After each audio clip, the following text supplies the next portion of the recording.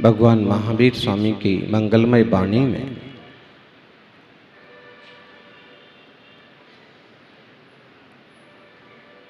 मोक्ष मार्ग के वो सूत्र आए जिनको जान करके अनेक भव्य भगवान बन गए। महावीर स्वामी कहते हैं, रावण हमेशा रावण नहीं रहता। वह भी कभी पंडित था और कभी राक्षस कहलाया और कभी भगवान बनेगा। कंस कभी हमेशा कंस नहीं रहता। कंस भी कभी एक राजकुमार था और कभी तप करके भगवान बनेगा। महावीर हमेशा महावीर नहीं रहते। कभी वो भील की पर्याय में थे, कभी देव की पर्याय में थे, कभी राजकुमार की पर्याय में थे और आज सिद्ध भगवान है। और हम भी हमेशा हम नहीं रहते, हम भी बदलते रहते हैं। इस प्रवाहमान बदलते हुए संसार में जो शाश्वत ध्रुव स्वभाव को जानता है वह जीव सुखी और शांत हो पाता है। आचार्य कुंद कुंद स्वामी प्रवचन सार की 17वीं गाथा में कहते हैं कि ऐसा भी हो सकता है कि ऐसा जन्म हो कि मरना ना हो और ऐसा मरण हो कि जन्मना ना हो। ऐसा कैसे हो सकता है? देवता हैं, देवताओं का भी जन्म होता है तो भले लाखों साल बाद हो, लेकिन उनका भी मरण तो होता है। कितनी भी लंबी आयु वाले हों, लेकिन एक दिन आयुष्य खत्म होता है। मतलब है जो जो कर्माधीन हैं, जो जो आयुष्य के अधीन हैं, उनको एक ना एक दिन जाना पड़ता है। प्राचीन प्राकृत भाषा के बहुत मधुर शब्द हैं। भंग विहीनो या भवो, जिन भाग्यवान आत्माओं ने शुद्धोपयोग के बल पर स्वरूप को उपलब्ध किया है, जिन तीर्थंकर भगवंतों ने, जिन मुनिराजों ने कठिन तप करके शुभोपयोग और अशुभोपयोग के आगे बढ़ करके शुद्धोपयोग पाया और शुद्धोपयोग के बल से जिन्होंने चारों घातिया कर्मों का नाश किया, घातिया कर्मों का नाश करके जो सर्वज्ञ हो गए, केवली बन गए, उनका नया जन्म हुआ है। औदारिक शरीर मिट गया है और परमौदारिक शरीर हो गया है।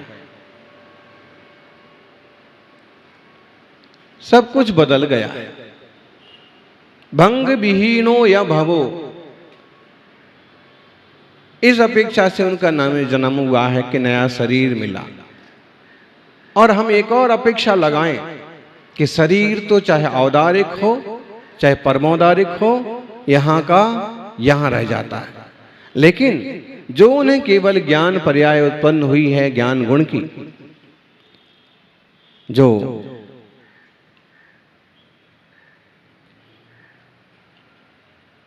सोचने का जबरदस्त प्रभाव पड़ता है। एक घर घर की आवाज आ रही थी तो सोच रहे थे कि बंद हो जाए,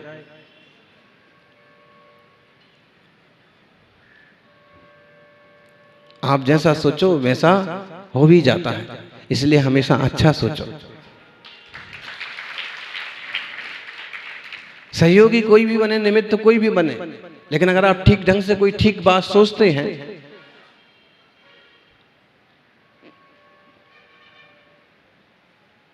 वो हो जाता है। सोच का मतलब ही तो एक तरह से शास्त्रीय भाषा में उपयोग है। विचार का मतलब ही तो एक तरह से उपयोग है। उपयोग मतलब ज्ञान दर्शन स्वभाव, उपयोग मतलब जानना। या तो हमारे ज्ञान की धारा अशुभ रूप रहेगी, बहुत ऐश के साथ बैठेंगे हम, कोमल बिस्तर होना, ठंडी हवा होना, मीठी चीजें होना, बढ़िया टीवी होना, पास में बीबी होना और सुगंधित इत्र होना, ये होना वो होना, ये सब उपयोग चल रहा है, विचार चल रहा है। ये कौन सा उपयोग है? अब तो पहचान गए होंगे ना इतने दिन में। इंद्रियों के प्रति, विषयों के प्रति, वासनाओं के प्रति जो चित्त दौड़ता है वो कौन सा उपयोग में जाता है? वो ब्रह्म है जीव, उसने स्वरूप को कुछ नहीं समझा, अपने ज्ञान का दुरुपयोग कर रहा है, अशुभोपयोग कर रहा है। शुभोपयोग वालों का जीवन देखिए, चले आ रहे हैं। जैसे ही घर के काम पूरे हुए तो मंडप की ओर चल दिए, जैसे ही एक थोड़ी सी छुट्टी मिली तो मुनि संघ के चरणों में पहुंच गए, जैसे ही अनुकूलता बनी और जिनालय में जाकर के भगवान की भक्ति पूजा स्वाध्याय में चित्त लगाया। शुभोपयोग। और उसमें बैठे बैठे किसी का फोन आ गया, किसी की याद आ गई, कोई काम याद आ गया तो वापस चल दिए। श्रावक क्या करता है? अरे भाई, गृहस्थी का ध्यान, गृहस्थी का धर्म ध्यान और गृहस्थी का तो बोले गज स्नानवत। श्रावकों की निर्जरा सम्यक दृष्टि जीव भी क्यों ना हो, उनकी निर्जरा कैसी है? गज स्नानवत। गज स्नानवत मतलब जैसे हाथी को नहाते देखा आपने?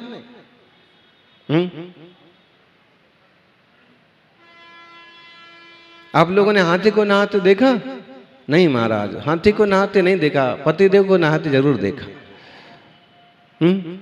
इतना पानी फैलाते हैं, इतनी देर लगाते हैं। ध्यान रखना, बाथरूम में बहाया गया पानी भी आपके अशुभोपयोग की सूचना दे रहा है। इतना पानी इंद्रिय जीवों का घात हो रहा है, और सीधा गीजर में हम कितना करंट दौड़ा दिया और कितना पानी में आग लग गई और कितने जीवों का सत्यानाश हो गया। और उस पर भी अमुक साबुन, तमुक शैम्पू, बताइए अशुभोपयोग। देह मल मल के जिस देह को धोते हैं वो जल जल के राख हो जाता है। अब फिर क्या करें? तो महाराज जी नहाना बंद कर दें। नहाना श्रावक बंद तो कर नहीं सकता, क्योंकि श्रावक को फिर भोर में मंदिर जाना है। जो लोग जिनालय नहीं जाते हैं, जो मुनियों का पड़गाह नहीं करते हैं, वो ना नहाएं, कोई फर्क नहीं पड़ता, जिंदगी भर ना नहाएं। और ऐसे लोग भी मिलेंगे आपको कि साल में एक आध बार ही नहाते हैं। ठंडियों में तो ऐसे लोग आपको मिल ही जाएंगे कि महीने महीने भर तक वो सिर्फ पोंछ के काम चलाते। अगर किसी को भक्ति पूजा नहीं करना है और अपने से महान शुद्धोपयोगी शुद्धोपयोगी प्रभु के गुरु के चरणों में नहीं जाना है तो ना नहाए, लेकिन मंदिर जाना है तो स्नान करना जरूरी है। क्योंकि पिछले 12-15 घंटों में पता नहीं कितने तरह का कचरा, कीचड़, धूल, स्पर्श, पसीना, वस्तुएं शरीर को स्पर्श कर गई, और हम भीतर से देह को तो हम उजला नहीं कर सकते हैं, कम से कम बाहर से तो इस साफ कर ही सकते हैं कि जिसमें कोई अशुद्धि न रहे। बाहर से तन को साफ करते हैं, भीतर से मन को साफ करना चाहिए। सज्जनों, तो जो भक्ति वाले जीव हैं उन्हें स्नान जरूरी है। जिन्हें मंदिर नहीं जाना है उन्हें स्नान भी जरूरी नहीं है। अब स्नान करना है तो आप देखो व्रती लोग, ब्रह्मचारी वर्ग कैसे स्नान करते हैं। जो प्रज्ञावान लोग हैं वो छान करके आधा बाल्टी पानी ले लेंगे। हमें एक ब्रह्मचारी जी का प्रसंग याद है, गांधीनगर में सुमति प्रकाश जी का आना हुआ। 8-10 दिन लगातार संघ के सानिध्य में रहे, स्वाध्याय किया, स्वाध्याय कराया, तत्व चर्चा हुई। एक दिन पूछ लिया कि नहीं साधक ने कि आप तो व्रती हैं, आध्यात्मिक साधक हैं, ब्रह्मचारी के रूप में आप प्रसिद्ध हैं, मुमुक्षु मंडलों में आपकी बहुत प्रतिष्ठा है, आप इतने व्रत लेकर के पालन कैसे करते? और जहां लोग बातें बहुत करते हैं और आचरण से दूर भागते हैं, वैसे परिवेश में भी आपका आचरण के प्रति, व्रत और प्रतिमाओं के प्रति इतना श्रद्धा, इतना प्रेम कैसे है? तो एक बात तो उन्होंने कही कि जब मैं बहुत छोटा था तब हमारी दादी आचार्य विमल सागर जी के पास लेकर के हमको जाया करती थी, और महाराज जी मुनिराजों का चारित्र देख करके तो दिल पर छाप पड़ती ही है। उसके बाद तत्व ज्ञान हुआ, बहुत चर्चा हुई, बड़े बड़े विद्वानों के पास बैठे, तो ये निश्चित हुआ कि आत्म कल्याण करना है तो वेद विज्ञान जरूरी है, और वेद विज्ञान के साथ संयम भी जरूरी है। इसलिए हम देश संयम का जीवन जीते हैं। फिर उनसे पूछ लिया कि आप अगर कहीं बाहर जाएं तो कहीं भी जाएं, हमारा भोजन हम अपने हाथ से बनाते हैं और हमारा पानी हम अपने हाथ से भरते हैं, छानते हैं, और आधी बाल्टी पानी में हमारा स्नान भी हो जाता है, कपड़े भी धुल जाते हैं। और बताइए, मतलब एक विवेकवान देशव्रती या व्रती जीव किस तरह से जल जैसे एकेंद्रीय जीव के प्रति भी करुणा और अनर्थ दंड से बचने के लिए सावधानी बरतता है।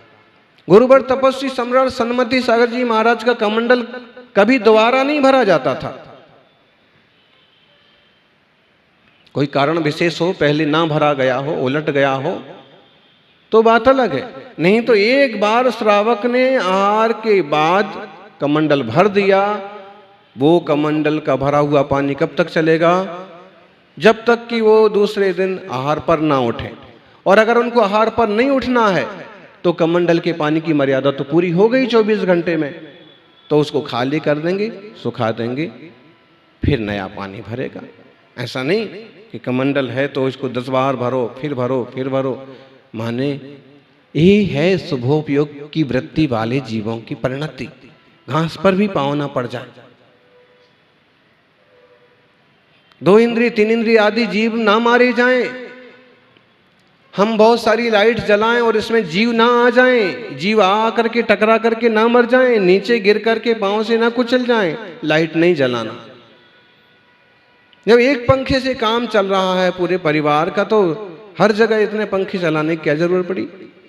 और जब केवल सादे पंखे से काम चल रहा है तो कूलर और एसी चलाने की जरूरत क्या पड़ी? उसकी वृत्ति में कहीं ना कहीं दया, कहीं ना कहीं करुणा हमेशा प्रस्तुत रहती है। सज्जनों,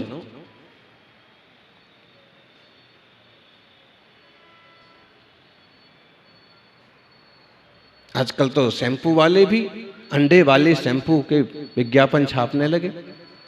बताइए, अपन समय सार प्रवचन सार की चर्चा कर रहे हैं, लेकिन बात ये भी समझने जैसी है। अगर पंचेंद्रीय जीव का अंश कोई माथे में डाल के आए, शरीर पर लगा के आए और फिर कहे कि मैं तो पूरा नहा गया हूं और बढ़िया वाले डोव वाले शैम्पू से, क्लिनिक प्लस वाले अंडे वाले शैम्पू से नहा के आया हूं, मैं तो बिल्कुल शुद्ध हूं महाराज, मन शुद्धि, वचन शुद्धि, काय शुद्धि, आहार जल शुद्ध है, एक गिलास तो लो, बोलो शुद्ध हो, बोलो। हम तो कहेंगे कि जो बाहर पैंट शर्ट पहने खड़ा हुआ आदमी है ना, उससे भी आप 16 पहन के आए वाले अशुद्ध हो। कम से कम वह व्यक्ति, उसे पता है कि मैंने ऐसा कोई गलत साबुन और शैम्पू यूज नहीं किया है, सीधा सिंपल मिट्टी से सादे पानी से नहा गया, कपड़े ही बस सादे हैं। सावधानी, इस जमाने में कदम कदम पर सावधानी की जरूरत है। और समय सार प्रवचन सार के स्वाध्याय में भी ये सिखाना पड़ेगा कि कैसे आप अपने आचार विचार की सुरक्षा करें, क्योंकि आत्मानुभूति, आत्मनिर्मलता बहुत ऊंची चीज है।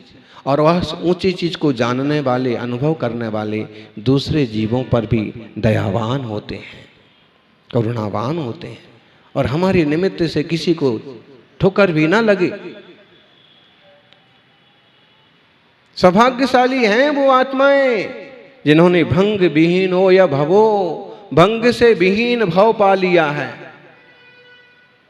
ऐसा ज्ञान पा लिया है जो अब खत्म नहीं होना है। ऐसी सिद्ध पर्याय पाली है जो अब मिटना नहीं है। और ऐसा तो उनका जन्म हुआ है, सिद्ध बन गए हैं कि अब उन्हें वापस संसारी नहीं बनना है। और संभव परिभज्य दो विनाश ही, विनाश भी ऐसा हुआ है, मरण भी ऐसा हुआ है कि अब जन्म नहीं होना। ये आखिरी इंसान की पर्याय थी। ये शरीर छूट गया, अब कोई शरीर मिलने वाला नहीं है, क्योंकि कर्म की प्रकृतियां नष्ट हो गई और सिद्ध हो गई। आचार्य देव कुंद गोस्वामी कहते हैं, ऐसा होने के बाद भी विज्जति तस्से विपणो ठिति संभव नाश संभाहो।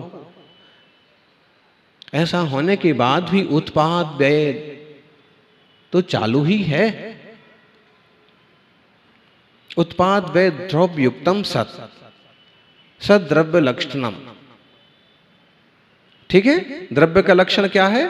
सत। हम सब जीव द्रव्य हैं। कौन से द्रव्य हैं हम?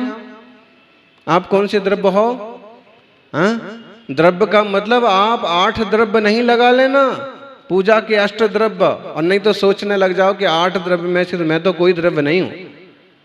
महाराज जी होंगे द्रव्य, रहने दो। पूजा के 8 द्रव्य की बात नहीं हो रही है। जीव, पुद्गल, धर्म, अधर्म, आकाश, काल। और इसका मतलब ऐसा नहीं लगा लेने का मैं तो जीव द्रव्य, और बेटे का नाम आकाश रख दिया तो वो आकाश द्रव्य हो गया। एक का नाम समय रख दिया, वो समय हो गया, काल द्रव्य हो गया। पिताजी का नाम धर्मचंद है तो धर्म द्रव्य हो गया।